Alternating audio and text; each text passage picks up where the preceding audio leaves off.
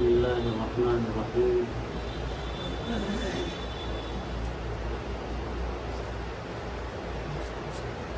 الحمد لله رب العالمين،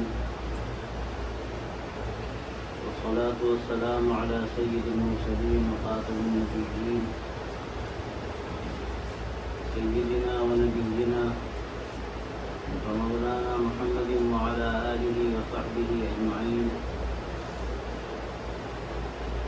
وعلى من تبعهم بإحسان ودعا بدعوتهم إلى يوم الدين. أما بعد،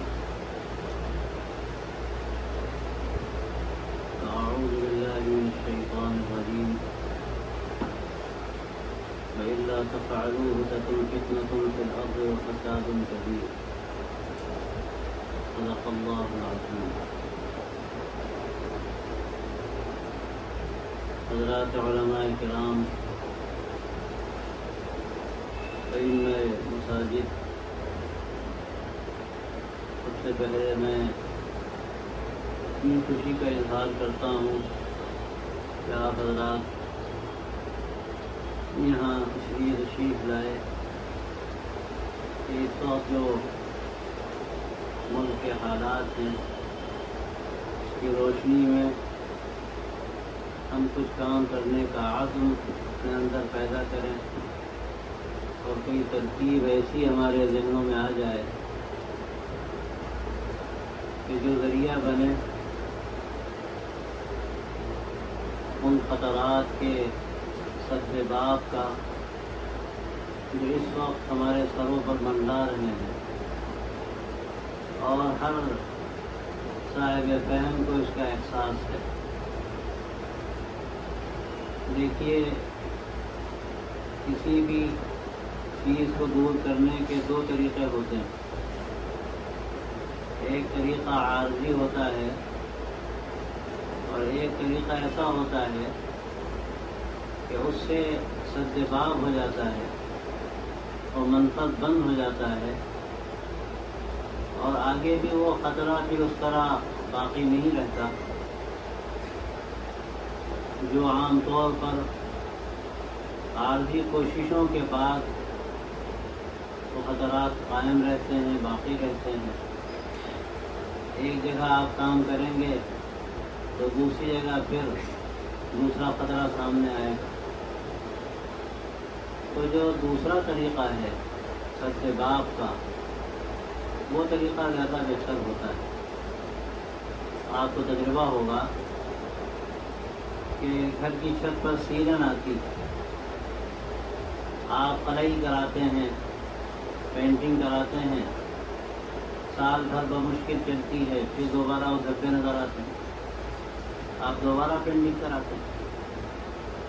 تو ایک طریقہ تو یہی ہے کہ آپ پینٹنگ کراتے رہیے، ہر سال کرائیے، 6 مہینے میں کرائیے، سیلن آ رہی ہے وہ آتی رہے گی، اور ہر کچھ دن کے بعد آپ کو پینٹنگ کرانی پڑے گی، قلعی کرانی پڑے گی۔ اور ایک راستہ یہ ہے کہ وہ سیلن جہاں سے آ رہی ہے، پانی جہاں سے مر رہا ہے، آپ اس منفذ کو بند کر دیجیے۔ جب وہ منفذ بند ہو جائے گا، اس کے بعد آپ پینٹنگ کریں گے، پھر آپ کے لیے کوئی پرابلم نہیں، سالوں چلے، ہو سکتا ہے 10 سال چلے۔ اگر اچھی پینٹنگ ہو جائے زمانے سے کبھی زمانے تک چلتی، لیکن اس کی شرط ہے کہ کہیں سے پانی کا منفذ نہ ہو۔ سیلن اگر آ رہی ہے، آپ کتنی اچھی پینٹنگ کرائیے، پھر وہ خراب ہو جائے گی۔ تو دو طریقے ہیں، ایک تو یہ ہے کہ آپ پینٹنگ کرا لیجیے، کچھ دن تو چھٹی ہو جائے گی لیکن زیادہ نہیں، اور ایک طریقہ یہ ہے کہ منفذ کو بند کر دیجیے۔ تو یہ جو دو طریقے ہیں، ہم جس ملک میں رہتے ہیں یہاں پر بھی ہمارے سامنے یہی صورتحال ہے۔ ہم لوگ اکثر یہ کرتے ہیں کہ قلعی کرا دیتے ہیں، ہم یہ غور نہیں کرتے کہ پانی کہاں سے مر رہا ہے، پھر خرابی کہاں سے آ رہی ہے۔ اس کا نقصان یہ ہے کہ ہماری کوششیں اکثر تو نقش برآب ثابت ہوتی ہیں، بہت معمولی مدت کے لیے اس کے کچھ اثرات نظر آتے ہیں، اور اس کے بعد پھر وہی سارے مسائل ہمارے سامنے آ جاتے ہیں۔ کہ یہ دو جو طریقے ہیں، میں سمجھتا ہوں کہ اس ملک میں یہ جو کام ہے قیام انسانیت کا،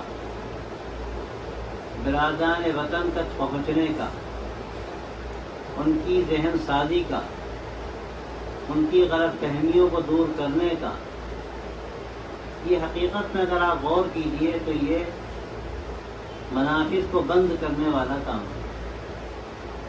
جہاں سے پانی مر رہا ہے، اگر آپ نے بات سمجھ لی ہے تو آپ کے لیے معاملہ مشکل نہیں ہے، آپ وہاں پر وہ منفذ بند کر دیجئے۔ اب تو نئے نئے مسالے آ گئے، نیا زمانہ، وہ مسالے لگا دیجئے، وہ فیرن ختم ہو جائے۔ اسی طرح جو اس وقت ہمارے سامنے حالات ہیں، تو ہمیں یہی غور کرنے کی ضرورت ہے کہ یہ حالات کی خرابی کا اصل سبب کیا ہے۔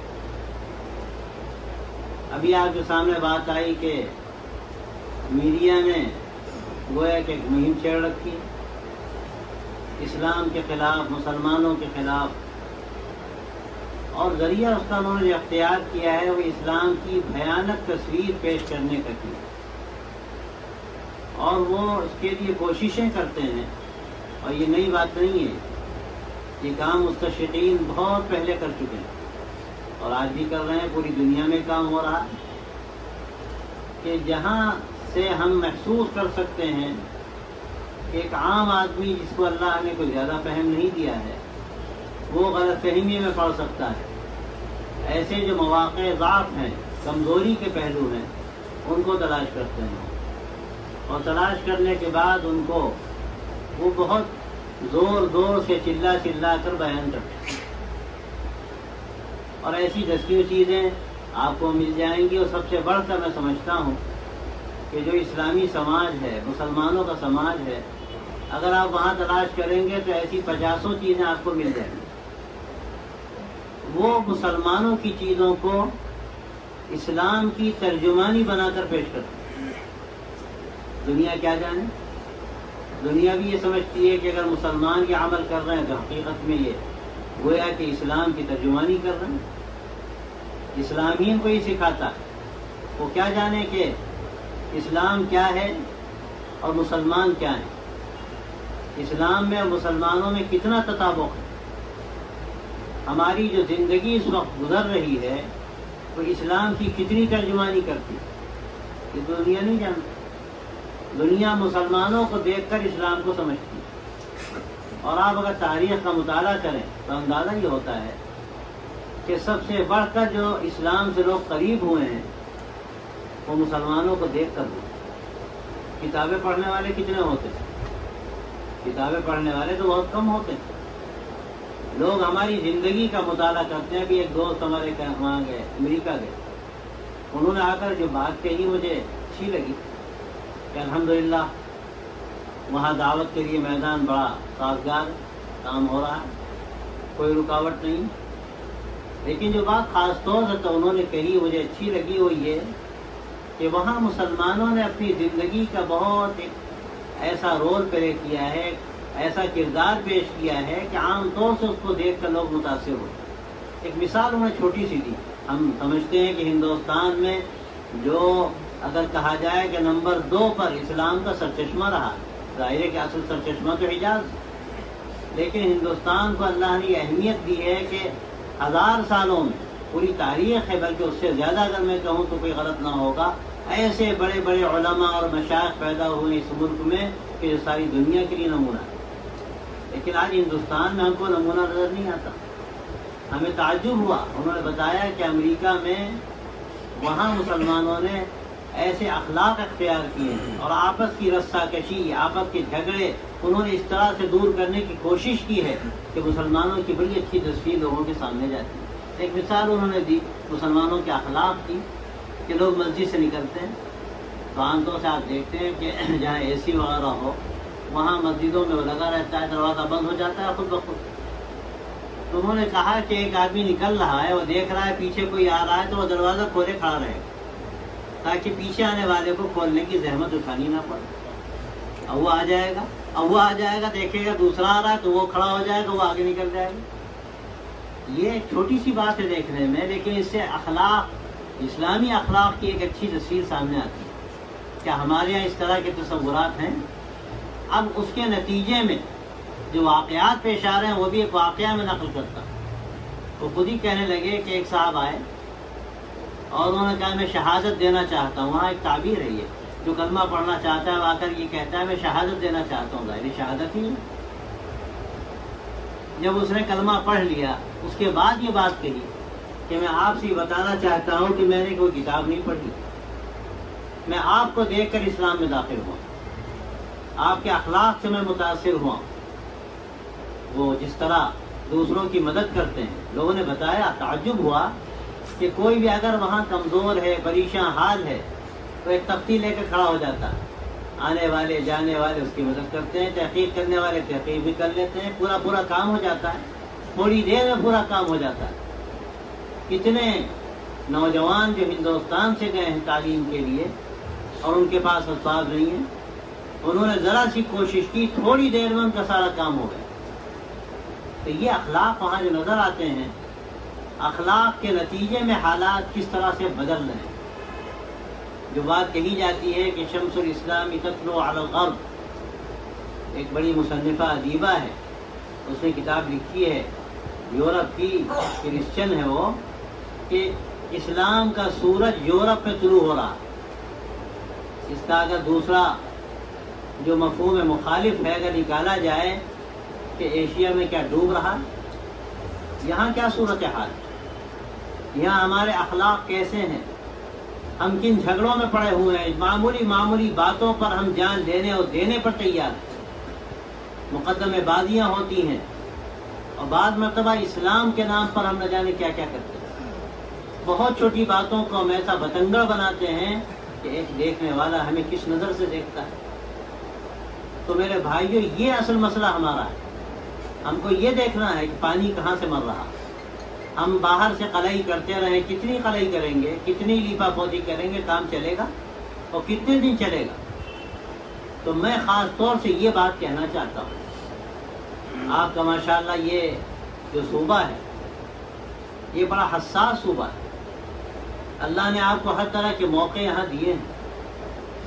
یہاں اگر ہم اسلام کی بہتر تصویر پیش کرتے اور صحیح اسلام کا ہم مظاہرہ کرتے اپنی اخلاقی زندگی میں، اور دیکھیے ہمیں لوگ آ کر مسجدوں میں مدرسوں میں نہیں دیکھتے.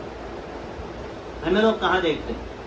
ہمیں لوگ سڑکوں پہ دیکھتے ہیں، کاروبار میں دیکھتے ہیں، سفروں میں دیکھتے ہیں. وہاں ہمارا طرز کیا ہوتا ہے، ہمارا جو وہاں وہ ہوتا ہے اخلاقی جو نظام ہوتا ہے ایک دوسرے سے تعلق کا، وہ نظام وہاں پر کیا ہوتا ہے. ہماری خود غرضی وہاں کیسی ہوتی ہے. ہم سیٹ پر پاؤں پھیلا کے بیٹھے ہوئے ہیں، کوئی بوڑھا بیچارہ کھڑا ہوا ہے، ہم سوچتے ہیں کہ سیٹ ہم نے ریزرو کرا، یہ بوڑھے میاں کھڑے رہے. ان سے کیا مطلب؟ کیا ہم کو اسلام یہی سکھاتا ہے؟ قرآن مجید کی جو آیتیں پڑھی گئی اس میں بھی یہ بات کہی گئی کہ جو ہم کو احسان کرنے اور حسن سلوک کرنے کی تاکید ہے پڑوسیوں کے ساتھ، اس میں جو قسمیں بیان کی گئی اس میں یہ بھی تو ایک قسم ہے کہ تھوڑی دیر کے لیے اگر تمہارا کوئی ساتھ ہے وہ بھی تو پڑوسی ہے تمہارا. جہاز میں تمہاری سیٹ اس کی سیٹ کے بغل میں ہے، ٹرین میں اس کی برتھ تمہاری برتھ کے سامنے ہے، بس میں تم ساتھ بیٹھے ہو. ہم سوچتے ہیں کہ ہم سے کیا مطلب، وہ پریشان ہے، وہ ضرورت مند ہے، ہوا کرے، ہم تو تھوڑی دیر کے لیے بیٹھے ہیں، بھی آگے اتر جائیں گے. لیکن اسلام ہم کو یہ نہیں سکھاتا. اسلام تو کچھ اور سکھاتا ہے. اور ایک واقعہ مجھے یاد آیا اسی مناسبت سے، حضرت مولانا علی میاں صاحب رحمۃ اللہ علیہ کا. حضرت عبداللہ کاپودلوی جو بڑے عالم ہیں گجرات کے، انہوں نے مجھ سے کم 3 مرتبہ سنا ہے. دیوبند کے بڑے فاضل حضرت مولانا علی میاں، بہت پرانی بات ہے، لکھنؤ سے سہارنپور حضرت شیخ الحدیث کے پاس جا رہے ہیں. عبداللہ صاحب انتقال ہو چکا. اس وقت وہ شاید 20 سال کے ہوں گے، یہ تقریباً 60-70 سال پرانی بات ہے. مولانا علی میاں کی اس وقت عمر 45-50 سال کی تھی، اور وہ ایسا مرحلہ مولانا کا گزرا ہے کہ بیچ میں مولانا کی آنکھ ایسی کمزور ہو گئی کہ ان کو نظر نہیں آتا، اور گاؤٹ کا مرض مولانا کا پرانا تھا. تو سناتے ہیں کہ ایک مرتبہ ہم جب سفر میں جا رہے تھے سہارنپور، ایک کوپے میں 4 سیٹیں تھیں، 2 سیٹیں سامنے کی 2 ہندوؤں کی تھیں اور نوجوان تھے دونوں، اس میں ایک ممبر اسمبلی بھی تھی. اور سامنے کی 2 سیٹوں میں مولانا کے نیچے کی سیٹ تھی اور میری سیٹ اوپر کی. باتیں ہو رہی تھی. مولانا پیام انسانیت کی بات چھیڑتے تھے. اسلام کا جو اخلاقی نظام ہے، اس کا جو صحیح معاشرتی پہلو ہے، اس کا تذکرہ فرماتے تھے. رات کا وقت ہوا تو ایک بوڑھی خاتون بغل کے کوپے سے آئی اور کہنے لگی کہ میری سیٹ اوپر ہے، میں بوڑھی ہوں، چڑھ نہیں سکتی. نیچے تو ہیں، وہ سینئر سٹیزن ہے، میں اسے ریکویسٹ نہیں کر سکتی. اگر آپ میں سے کوئی مجھے نیچے سیٹ دے دے تو میں لیٹ جاؤں گی، ورنہ مجھے رات میں بیٹھنا پڑے گا. وہ ہندو تھی، ٹیکا لگا ہوا تھا. وہ دونوں ہندو بیٹھے رہے، کوئی ٹس سے مس نہیں ہوا. نوجوان تھا وہ بیچاری مایوس ہو کر جب جانے لگی تو مولانا نے کہا کہ بہن فکر نہ کرو، یہ دیکھو میری نیچے کی سیٹ ہے، یہاں آ کر تم لیٹ جاؤ. جب وہ چلی گئی اظہار تشکر کرتے ہوئے اور تعجب کرتے ہوئے کہ ایک مسلمان ٹوپی والا، داڑھی والا، جس کی داڑھی بھی سفید ہو رہی ہے، وہ پیشکش کر رہا، ہندو بیٹھے نوجوان، اس پر اثر پڑا، وہ چلی گئی. تو عبداللہ صاحب نے کہا کہ حضرت آپ نے تو غضب کر دیا، آپ نے نیچے کی سیٹ دے دی تو آپ کیا کریں گے؟ آپ کے گاؤں کی تکلیف ہے پاؤں میں، نظر بھی نہیں آتا، آپ کیسے اوپر چڑھیں گے؟ میں کیسے چڑھاؤں گا آپ کو؟ تو مولانا نے عجیب بات کی. میں وہ آپ کے سپرد کرنا چاہتا ہوں مولانا کا وہ جملہ. مولانا نے فرمایا کہ مری عبداللہ، اسلام کے اخلاقی نظام کو پیش کرنے کا موقع بار بار ہاتھ نہیں آ سکتا. کبھی بھی اگر موقع ملے تو چاہے قربانی دینی پڑے، لیکن اس کو گنوانا نہیں چاہیے. یہ اصل میں وہ بنیادی بات ہے کہ اگر ہم اس پر توجہ دیں انفرادی زندگی میں اور اجتماعی زندگی میں، تو میں سمجھتا ہوں کہ جہاں سے پانی مر رہا ہے انشاءاللہ وہ منافذ وہاں سے بند ہو جائے. ہمارے بارے میں جو سمجھا جا رہا ہے، جو سوچا جا رہا ہے، جو کہا جا رہا ہے، میڈیا کہہ رہا ہے اور زور زور سے کہہ رہا ہے، بڑی طاقت کے ساتھ کہہ رہا ہے. وہ ایسی باتیں کہہ رہا ہے کہ سننے والا کیا ہمارے بارے میں تصور کرے. اور پھر افسوس کی بات یہ ہے کہ ہماری جو سماجی زندگی ہے اس میں ایسی ناہمواریاں نظر آتی ہیں کہ خود بخود ہمیں بہت ساری چیزیں اپنی آنکھوں سے نظر آتی ہیں جن کا اسلام سے کیا تعلق ہے، لیکن مسلمانوں نے وہ چیزیں اختیار کر رکھی ہیں. ان کو دیکھنے کے بعد اسلام کے بارے میں، مسلمانوں کے بارے میں آخر کیا تصور ہو. میں کہتا ہوں اکثر کہ یہ میڈیا تو رائے کا پربت بناتا ہے، یا یوں کہیے کہ بات کا بتنگڑ بناتا ہے، یہی ہوتا ہے نا. لیکن میں سوال یہ کرتا ہوں کہ رائے آئی کہاں سے؟ یہ بات چلی کہاں سے جس کا بتنگڑ بنایا گیا؟ یہ بات آئی کہاں سے؟ بات تو ہمارے سماج سے چلتی ہے. کچھ نہ کوئی بگاڑ تو وہاں نظر آتا ہے اور یہ ہوتا ہے. ایک صاحب کہنے لگے بڑی صاحب فکر کیجئے، ایک پوری بستی مسلمانوں کی، 100% مسلمانوں کی بستی، حالت یہ ہے اس قدر جھگڑے آپس کے وہاں ہیں کہ آپ صبح عدالت میں جائیے تو ہر گھر کا کوئی نہ کوئی فرد آپ کو عدالت میں ملے. یہ آخر جو ہماری اس وقت سماج کی ناہمواریاں ہیں، میں سمجھتا ہوں کہ سب سے بڑھ کے اس پر توجہ دینے کی ضرورت ہے. اب توجہ کون دے گا بھائی؟ توجہ جو دکان میں بیٹھا صبح سے شام تک سودا بیچ رہا ہے، یا کوئی ٹھیلا لگا رہا ہے، یا کوئی اپنے دوسرے بزنس میں لگا ہوا ہے، اپنے کام میں لگا ہوا ہے، کیا آپ اس سے امید کرتے ہیں؟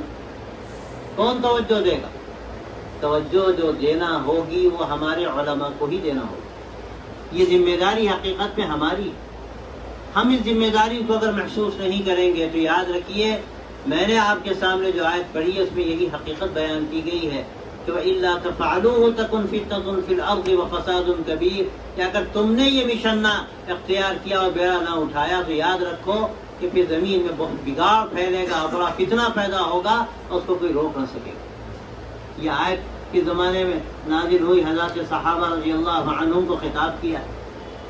اللہ تبارک و تعالی خطاب فرما رہا ہے حضرات صحابہ کو، امت کو، کہ اگر تم نے یہ بیڑا نہ اٹھایا، اللہ کے نبی صلی اللہ علیہ وسلم سے تم کو جو مشن ملا ہے، جو پیغام ملا ہے، اگر تم نے اس کا بیڑا نہ اٹھایا تو پھر زمین کا سنبھالنا مشکل ہو جائے گا. اس قدر فتنہ و فساد پیدا ہوگا کہ اس کو کوئی روک نہ سکے. اور یاد رکھیے کہ ہمارے علماء کون ہیں؟ ان کو وارثین انبیاء کہا جاتا ہے. اور یہ تسلسل ہے. سب سے بڑھ کر وراثت کی ملی کس کو ملی؟ حضرات صحابہ کو ملی. حضرات صحابہ رضی اللہ عنہم حقیقت میں دیکھیے تو اللہ کے نبی صلی اللہ علیہ وسلم کے پروردہ، آپ سے انہوں نے دین سیکھا اور اس دین کو اس طرح جذب کیا کہ وہ پوری اپنی زندگی کے اعتبار سے اگر دیکھا جائے تو دین کے نمائندہ بن گئے، دین کے ترجمان بن گئے، اور ان سے بڑھ کر ترجمانی کرنے والا نہ کوئی پیدا ہوا ہے نہ قیامت تک پیدا ہوگا۔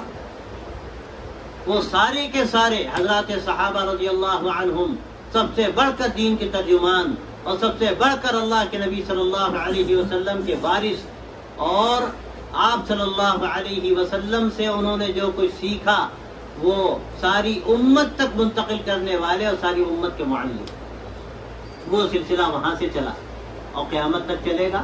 تو اس وقت جو حضرات علماء ہیں وہ دیکھا جائے تو اسی سلسلے کی کڑیاں، اسی سلسلے کی کڑیاں۔ اب یہ ذمہ داری ہماری ہے، یہ ذمہ داری اس وقت ہماری ہے کہ جو کچھ بھی حالات ہمارے سامنے ہیں، جو باتیں آپ کے سامنے بھی آئیں، چاہے وہ واقعات ہوں ارتداد کے، اور چاہے وہ واقعات ہوں ہماری نئی نسل کو جس طرح شکوک و شبہات میں ڈالا جا رہا ہے، اور ان کے دماغوں میں جس طرح سے ایسے بیج ڈالے جا رہے ہیں کہ اگر خدا نخواستہ ہم نے وہ نہ نکالے تو نہ جانے کیسے کیسے کڑوے اور کثیرے درخت نکلیں گے جس میں کڑوے اور کثیرے پھل پیدا ہوتے ہیں۔ اس وقت ہماری بڑی ذمہ داری، پوری کوششیں کی جا رہی ہے، پوری پلاننگ کی جا رہی ہے۔ ہمارے حضرات تو کہتے تھے کہ اس ملک کی اسپین بنانے کا پورا نقشہ تیار ہے، اور یہ جاننے والے جانتے ہوں گے بیچ میں ایک وقفہ آیا ہے ایسا کہ یہاں کے جو تھنکرس ہیں انہوں نے باقاعدہ جا کر لندن کی لائبریریوں سے جو اندلس کی تاریخ پر کتابیں لکھی گئی ہیں اور کتابیں نکالی، ان کو چاٹ ڈالا۔ انہوں نے غور کیا کہ مسلمانوں کے زوال کے اسباب کیا تھے، اور وہی اسباب آج وہ اختیار کر رہے ہیں اس ملک میں۔ اور میں نے غور کیا، دو باتیں وہاں مجھے نظر آتی ہیں۔ اندلس کے جو زوال ہوا، مسلمان ختم کر دیے گئے، اس میں ایک بڑا سبب تو یہ تھا کہ آپس میں انتشار پیدا ہوا، اور ایسا انتشار پیدا ہوا کہ مسلمان پہلے ریاستوں میں بیٹھ گئے، اور پھر ایک ریاست والا جو مسلمان ہے وہ دوسری ریاست پر حملہ کرتا ہے اور عیسائیوں سے مدد لے کر کرتا ہے۔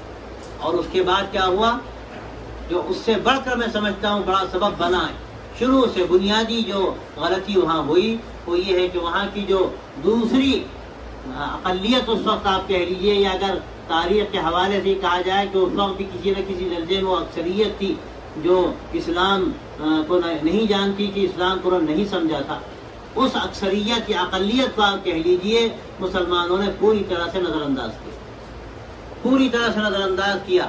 ان کو اعتماد میں لینے کا کام، ان کی ذہن سازی کا کام، ان تک صحیح دین پہنچانے کا کام، ان تک اسلام کی صحیح ترجمانی کا جو کام ہونا چاہیے وہ کام وہاں پر شاید نہیں ہو سکتا۔ یہ دو بڑے سبب ہیں۔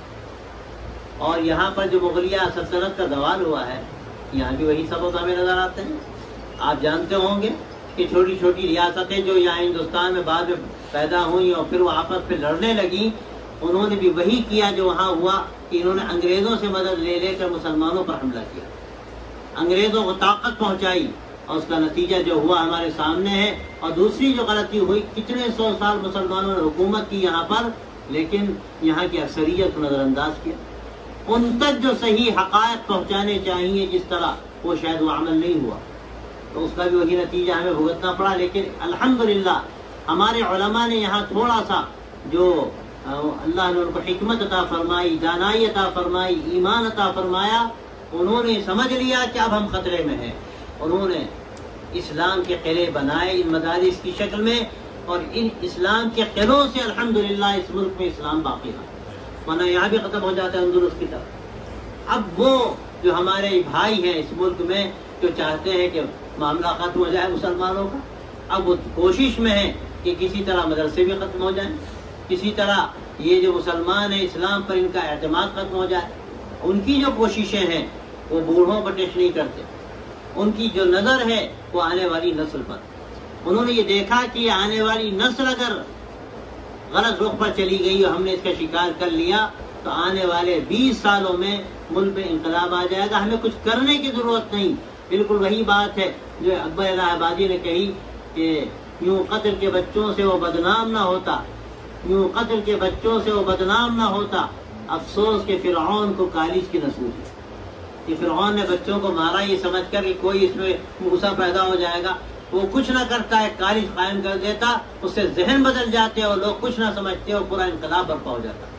بالکل آج وہی صورتحال ہمارے سامنے، انہوں نے جس طرح کوشش کی ہے اسکولوں کا نظام بدلنے کی، وہاں جو نئی میتھالوجی انہوں نے قائم کی ہے اور جا بجا اسکول قائم کرتے ہیں، اور اس کے لیے انہوں نے جو نئی پالیسی اختیار کی ہے، تعلیمی پالیسی، اس میں انہوں نے پوری کوشش کی ہے کہ آنے والی جو نسل ہے یہ نسل اسلام سے جب دور ہوگی تو خود بخود حالات بدل جائیں گے، ہمیں کچھ کرنے کی ضرورت ہی نہیں پڑے گی۔ ایسی صورتحال میں ہم پر بہت بڑی ذمہ داری ہے۔ ایک طرف ذمہ داری ہمارے آنے والی نسل کی ہے کہ ہم اپنے اسکول قائم کریں، اپنے کالجز قائم کریں، اپنے بچوں کو اپنے اسکولوں میں پڑھائیں، اور اپنے اسکولوں کو کسی نہ کسی صورت سے ہم اسلام کے ساتھ وابستہ رکھنے کی ہر دم کوشش کریں، اس لیے کہ دوسری طرف تو ساری کوششیں ہو رہی ہیں۔ اور جو آنے والی نسل ہے، خاص طور سے جو ہماری بچیاں ہیں، ان بچیوں کو صحیح اسلامی اخلاق کے ساتھ ہم باقی رکھیں، ان کے لیے ایسے سینٹرز قائم کریں کہ جہاں ہم ان کی کاؤنسلنگ کر سکیں، ان کی ذہن سازی کر سکیں، ورنہ کیا ہو رہا ہے آپ سب جانتے ہیں۔ لیکن اس سے زیادہ ضرورت اس بات کی ہے جو بات میں نے شروع میں کہی کہ آپ غور کیجئے پانی کہاں سے مر رہا ہے، پانی کہاں سے مر رہا ہے۔ یہ ہمارے جو برادران وطن ہیں، اسلام کے بارے میں جو غلط تصویر ان کے دماغوں میں ڈالی گئی ہے، انہوں نے طے کر لیا ہے کہ ہمیں مسلمانوں کو ختم کرنا ہے۔ میں اس میں مثال دیتا ہوں، یہ جیسے کوئی محلے میں آ کر آباد ہو اور محلے والے کہ او ہو یہ تو بڑا خطرناک قسم کا آدمی آ گیا، یہ تو ڈاکو ہے، اس کے آنے کے بعد تو محلے کا امن و امان غارت ہو جائے گا، ہم لوگوں کا رہنا مشکل ہو جائے گا، کسی صورت سے اس کو یہاں سے نکالنا چاہیے۔ جب یہ بات عام ہوگی محلے میں تو کیا ہوگا نتیجہ؟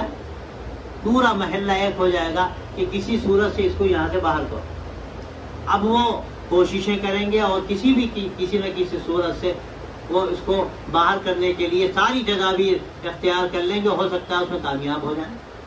بالکل تقریباً یہی صورتحال مسلمانوں کے بارے میں ذہن و دماغ میں یہ بات ڈال دی گئی ہے کہ اگر یہ رہیں گے تو یہ ملک پھر امن و امان کے ساتھ نہیں رہ سکتا، یہاں پر پھر باقی آبادیوں کا رہنا مشکل ہو جائے گا، ایسا تصور بٹھا دیا گیا ہے ذہنوں میں۔ تو ایسی صورتحال میں ہمیں اس تصور کا اظہار کرنا پڑے، ہمیں دماغوں میں جو غلط باتیں بٹھائی گئی ہیں ان باتوں کو نکالنا پڑے گا۔ لیکن کیسے ہو گئی جو بات ابھی کہی گئی کہ اس کے لیے ہمیں دو کام کرنے پڑیں گے۔ ایک تو یہ کام کرنا پڑے گا کہ ہمیں ایسا لٹریچر تیار کرنا پڑے گا کہ جس میں حقائق بیان کیے جائیں، جس میں درد دل رکھا جائے اور جس میں یہ بات واضح کی جائے کہ مسلمان اس ملک کو کس نظر سے دیکھتا ہے اور مسلمانوں کے ہاں اخلاق و انسانیت کی کیا قدر و قیمت ہے اور وہ کس حیثیت سے اس دنیا میں آئے ہیں اور ان کی کیا ذمہ داریاں ہیں۔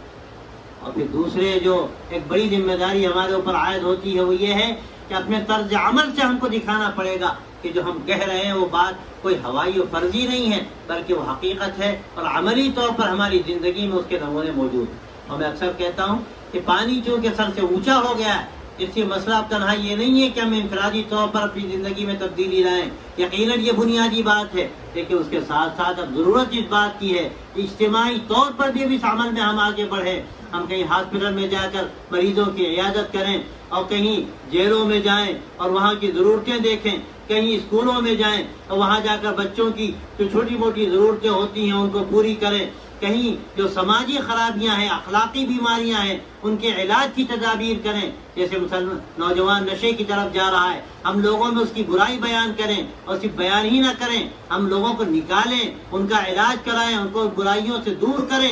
جب دنیا دیکھے گی کہ مسلمانوں کی زندگی تو کچھ اور ہے، ہمیں کچھ اور کہا جا رہا ہے لیکن حقیقت میں یہ معاملہ کچھ اور ہے، تو میں صاف کہتا ہوں کہ اس کے نتیجے میں علاقے کے علاقے بدلیں گے۔